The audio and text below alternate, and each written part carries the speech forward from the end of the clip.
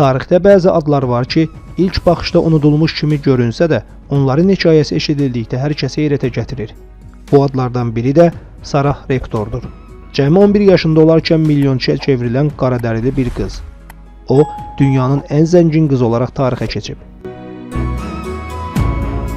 Sarah Rektor 3 mart 1902-ci ildə Oklahomanın Taft şəhərində Joseph və Rose Rektorun yoxsul, qaradərili ailəsində doğulmuşdu. Onun ailəsi keçmiş kölələrdən idi. O dövrdə Amerika hökuməti yerli Amerikalılara və keçmiş kölələrə torpaq sahələri vermişdi. Sarah da bu qanuna əsasən 64 hektarlıq bir torpaq sahəsi aldı. Amma bu torpaq quraq və istifadəsiz bir ərazi idi. Ən azından əvvəlcə elə düşünülürdü.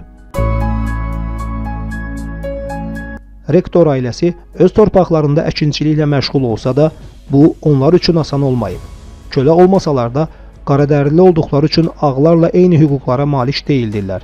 Bu da onların dövlətdən lazımi yardım almasına mane olurdu. 1913-cü ildə Sarahın torpağında təsadüfən neft tapıldı. Hökumətin izni ilə həmin torpaqda neft quyusu qazıldı və nəticə inanılmaz oldu. Quyudan hər gün 2500 barel neft çıxırdı. Bir anda bu yoxsul qız Amerikanın ən zəngin uşaqlarından birinə çevrildi. Gündəlik gəliri $300 çox idi. Bu, o dövr üçün inanılmaz rəqəm idi. Bir neçə il sonra isə onun sərvəti milyonlarla dollar dəyərində idi. Sarahın sürətlə zənginləşməsi Amerikada böyük rezonans doğurdu. O dövr üçün qaradərili birinin milyonçu olması nadir və hətta təhlükəli sayılırdı. Mətbuat onu qara zəngin uşaq adlandırdı. Onun təhlükəsizliyindən narahat olanlar belə oldu.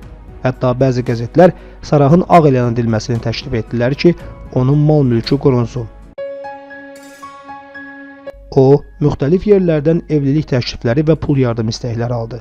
Oklahoma qanunları azyaşlı və qaradərili qızın sərvətinin ağdərili qəyyumlar tərəfindən idarə olunmasını tələb edirdi. Bu səbəbdən Sarahın qəyyumluğu ailəsindən alınıb ağdərili bir şəxsə verildi.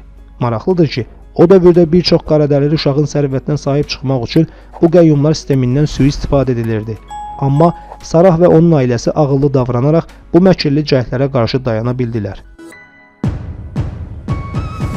Sonralar Sarah yaxşı təhsil aldı. Piano və digər sənətlərlə məşğul oldu. Avropaya səyahətlər etdi və öz sərvətini ağıllı şəkildə idarə etdi.